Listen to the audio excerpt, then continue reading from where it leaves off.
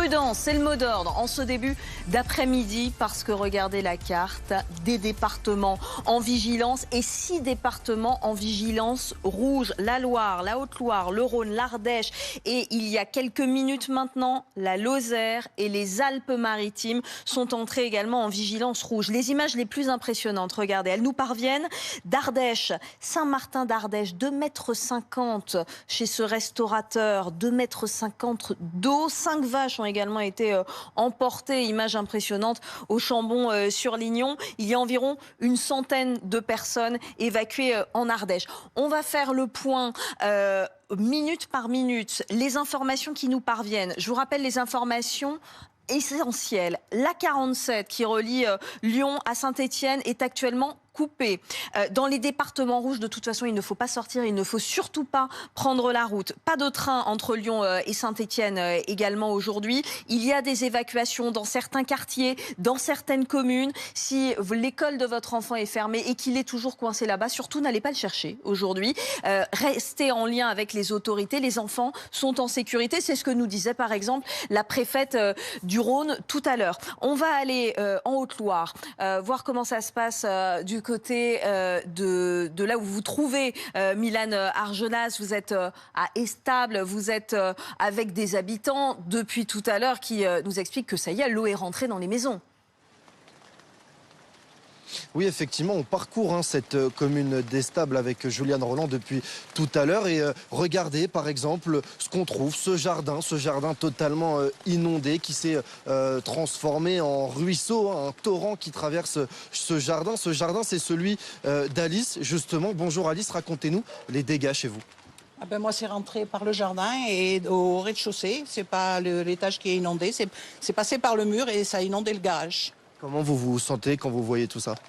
Bon, écoutez, ça me rappelle des souvenirs de 1980, parce que c'était la même chose et en pire. Voilà, tout simplement. Qu'est-ce que vous allez faire maintenant? On va attendre que ça sèche.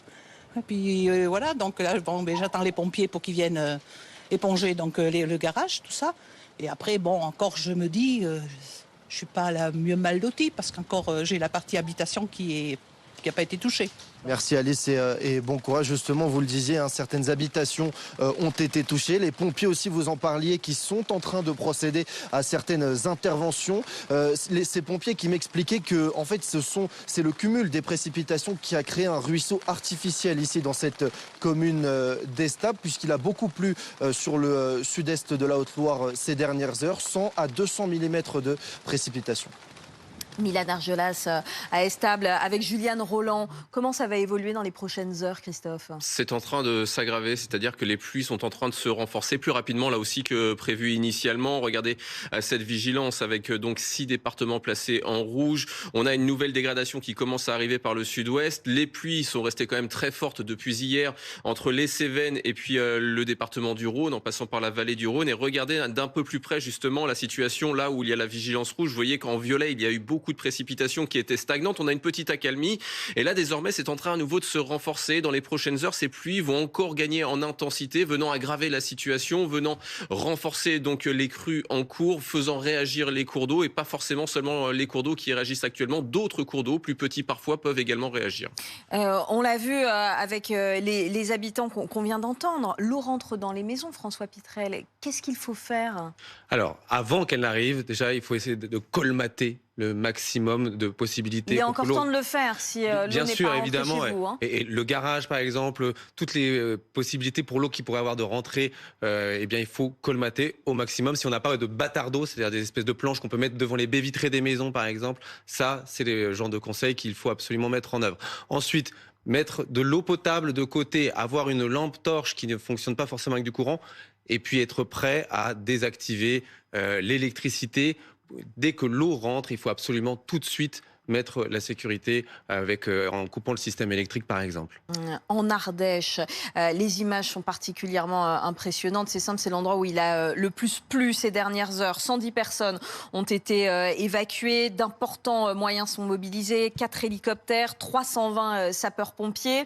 Romaric Le Bihan, vous êtes à Boulieu, les Annonais. Quelle est la situation chez vous? Ah bah là, il y a le pont qui certaines habitations, il s'est écroulé complètement. Il y a un autre pont qui peut nous servir. Celui-là, il est inondé, mais il n'est pas détruit. Et là, en direct, tu vois, il y a le pylône électrique qui pend dans l'eau. Il va bientôt partir. Il va se faire emporter par le courant. Est-ce que vous êtes inquiet?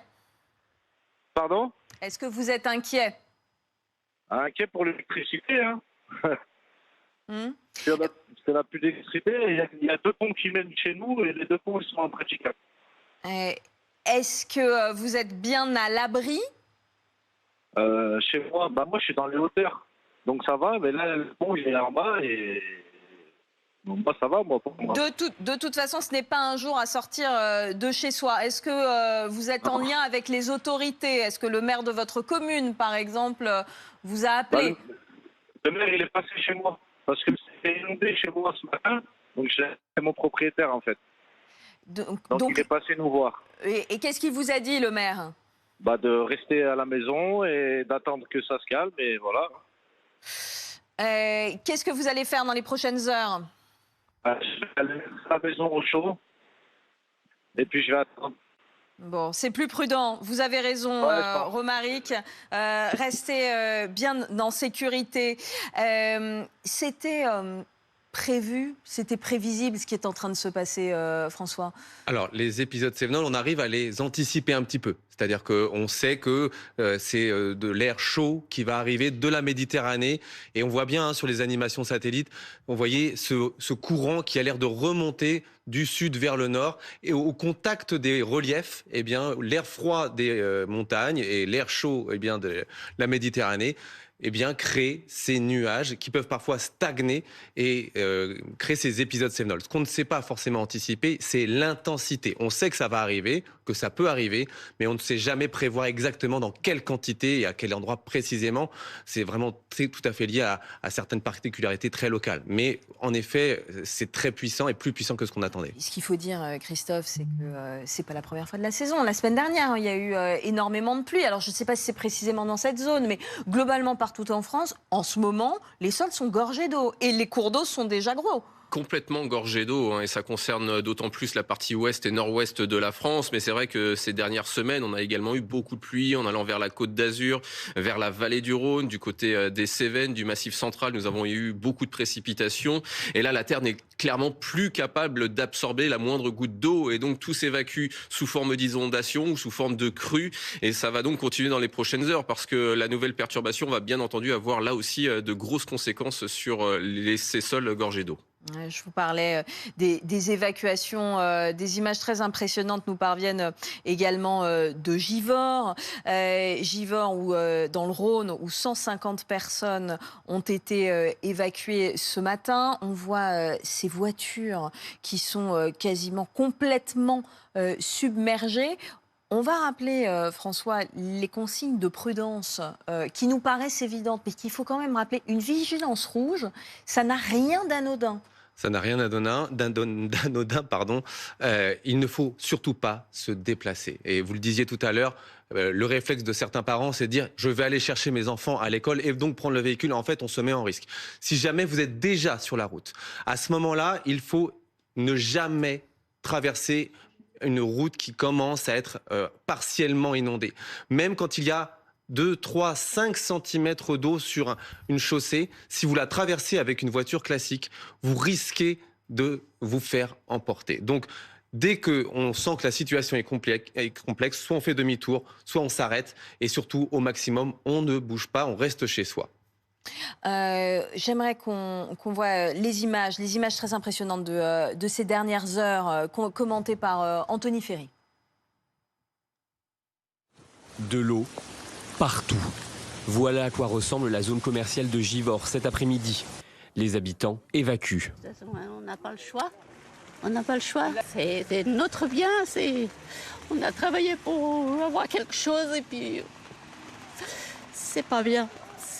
Bon, il n'y a pas que moi. On voit tellement de choses de toute façon, mais c'est malheureux. À quelques kilomètres de là, difficile d'imaginer qu'ici se trouve une voie de l'autoroute. Cette portion de la 47 est même totalement submergée. À Annonay, les habitants ont été surpris par la rapidité de la crue. L'eau monte au cœur du centre-ville. On a pris d'emblée des mesures assez fortes, on a voulu verrouiller carrément le centre-ville. On a pris la décision de fermer l'ensemble des commerces et de faire évacuer toutes les parties rez-de-chaussée de l'artère centrale, qui est une artère commerciale. On a pris cette décision ce matin en cellule de crise et on a eu le temps de faire évacuer l'ensemble des commerçants à temps, puisque à 11h le pic était annoncé et c'est à 11h que l'avenue de l'Europe a commencé à déborder. Et là, elle est carrément inaccessible et même dangereuse, donc on évacue l'ensemble des piétons. Des inondations en Ardèche, mais aussi en Haute-Loire, dans sa crue. Le Lignon emporte tout. Cette voiture n'a pas résisté. Dans ces départements touchés par les intempéries, de nombreuses crèches et écoles sont actuellement en train d'être évacuées. Arthur Blais, on vit quasiment minute par minute avec vous l'inondation, les débordements à Grigny, dans le Rhône. On en est où à 14h40 ? Eh bien, je vous avais prévenu, ça monte et ça continue à monter. Pour vous raconter, pour vous expliquer, je suis arrivé il y a à peu près 3 heures ici et il y a 3 heures, l'eau était tout au fond de cette route. La route était praticable, pour tout vous dire, la voiture était garée juste ici et depuis, eh bien, l'eau ne fait que monter. Les voitures ont été prises au piège, vous les voyez sur ces images d'Antonin Margueron. Les voitures sont prises au piège, les appartements aussi, les caves sont toutes inondées et tout le monde a été surpris ici par cette inondation. C'est le Garon et notamment qui a débordé en crue, vigilance rouge, complètement débordé. Les caves sont, elles, donc toutes inondées. Certains appartements, des maisons qui sont au bord du Garon sont également complètement inondées. Tout le monde est évacué. 150 personnes ont été évacuées depuis le début de la journée. Une école également a été évacuée. Des dizaines d'élèves ont été transportés dans un autre établissement. Et la police est sur place ici, les services techniques, les pompiers, pour continuer à faire les évacuations. Et pour tout vous dire, ils n'ont pas les matériels nécessaires pour aller récupérer certaines personnes. Et on a vu que certaines personnes tout à l'heure voulaient, il y a une heure, ne voulaient pas partir et maintenant ont été forcées et contraintes de sortir. Je suis avec vous, Myriam. Myriam, vous habitez à Grigny dans l'immeuble que l'on voit juste derrière, au rez-de-chaussée. Racontez-nous, vous avez été surprise quand l'eau est arrivée. Là, oui, ça fait une demi-heure très très surprise parce que vers même 13h, il n'y avait rien du tout encore. On savait que plus au loin, là, au fond, là, il y avait plus d'eau. Et puis on nous a demandé d'évacuer en urgence parce que ça allait monter progressivement et qu'on n'avait pas bien le choix, quoi. Et là, il y a de l'eau à l'entrée de votre maison, de votre immeuble. De l'immeuble, là, ça y est, ça commence à monter, oui. Vous êtes inquiète, vous avez peur? Bah non, du tout, j'ai pas peur du tout, c'est pas la question, mais après c'est pour notre habitation, quoi, à l'intérieur, comment ça va être. Donc si ça continue à monter, surtout qu'on nous a dit la vigilance allait jusqu'à 1h du matin, donc ça va être un peu compliqué. On verra bien. Merci Myriam, et puis on va rester avec vous, on va suivre cette évolution de cette météo. Vous l'avez entendu dans la bouche de Myriam, cette vigilance crue, elle continue rouge toute la journée avec le Garon, en l'occurrence ici pour Grigny, qui va continuer à monter. Grigny, c'est à quelques dizaines de mètres de Givors. Givors, c'est à 300 mètres d'ici. Givors, où également les intempéries ont été très nombreux. Je vais vous remontrer ces images d'Antonin et va vous montrer cette eau l'eau qui est complètement sur les routes. Là, on est sur les routes et les voitures qui sont prises au piège et les barrières, tout le matériel qui a été complètement emporté par ces inondations. Arthur Blais, avec ces images impressionnantes dans le Rhône, autre département en alerte. On va aller dans le Gard, du côté de Pont-Saint-Esprit. C'est une vigilance orange chez vous, Valère Segal. Vous êtes le maire de Pont-Saint-Esprit. Vous avez ordonné des évacuations il y a quelques minutes. Oui, bonjour. On a évacué à partir de 12h45 un quartier se situant le long du Rhône parce que le seuil d'alerte des 7 mètres était atteint. Là, on est à 7,50. 8,50 mètres sont attendus dans la nuit. Ça représente combien de personnes ? Alors ça représente 114 foyers qui vont être accueillis dès maintenant à la salle des fêtes du centre Pépin. Et vous allez les loger pour la nuit ? Repas, alors on va les loger pour la nuit parce qu'ils ne pourront pas retourner dans leur foyer parce que le Rhône ne va pas redescendre cette nuit. Et des plateaux repas, des boissons sont prévus.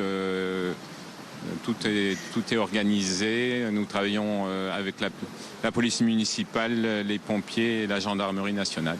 On a l'habitude de ce genre de phénomène dans votre département, surtout à cette période de l'année. Néanmoins, est-ce qu'aujourd'hui, il y a une inquiétude particulière ?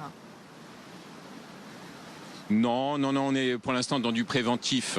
Donc le Rhône n'a pas franchi les digues, mais comme les digues sont fragilisées, on prend des précautions. En ce qui concerne les écoles, tout est ouvert aujourd'hui. Est-ce que ce sera ouvert demain ? Oui, alors les transports scolaires ne marchaient pas aujourd'hui, mais les écoles étaient ouvertes. Elles ne sont pas dans la zone à risque. Donc elles devraient être ouvertes demain. Bien, merci Valère Segal d'avoir répondu à nos questions. 114 personnes évacuées à Pont-Saint-Esprit dans le Gard. François Pitrel, je me tourne vers vous parce que on regarde ces images et avec certains de nos reporters, on suit ces inondations quasiment minute par minute. Ce qui est très impressionnant, c'est la vitesse. La vitesse à laquelle l'eau va dans les rues et inonde certaines communes. Comment expliquer ce phénomène ? Alors premièrement, on a des quantités d'eau très très importante. On parle de plusieurs centaines de litres, 150 000 litres d'eau, ça veut dire 100 à 150 litres par mètre carré qui tombe. Donc cette eau, il va bien falloir qu'elle s'évacue et ça fait un torrent à certains endroits si les conditions géographiques le permettent. Deuxièmement, en milieu urbain, vous avez énormément de béton au sol. Ça empêche que l'eau soit absorbée, même si, Christophe le disait, ces dernières semaines, il y a beaucoup plu déjà, et donc les sols sont déjà gorgés d'eau, mais le béton, ça fait que ça ruisselle, ça crée ce phénomène de ruissellement, et on a vu l'autoroute tout à l'heure, qui était quasiment devenue un fleuve. Et le troisième élément, c'est qu'il peut y avoir parfois ce qu'on appelle des embâcles. Un embâcle, c'est tout simplement un obstacle, un arbre qui va se créer, qui va se mettre au milieu de la rivière, qui va créer un deuxième courant, ou une sorte de bouchon, et si ce bouchon, eh bien, il est dépassé, ça crée une vague, donc ça recrée une forte hausse de l'eau, ou alors ça fait dévier le cours de cette inondation et on se retrouve inondé à un endroit où on ne pensait pas l'être. Oui, des embâcles. On en a vu d'ailleurs depuis ce matin sur certains cours d'eau. On est sur un épisode Cévenol classique ? Alors classique, non, parce qu'on est quand même en train de battre certains records. Après, avec le dérèglement climatique, il va falloir s'habituer à battre des records régulièrement, parce que plus le climat se réchauffe et plus vous avez d'humidité dans l'air. On considère que 1 degré de réchauffement supplémentaire, eh bien, c'est 7% d'humidité dans l'air, dans l'atmosphère, et donc ça charge plus les nuages. Donc ces phénomènes Cévenol, ils sont classiques à cette période de l'année. Par contre, ils sont de plus en plus intenses et ils le seront dans les années à venir.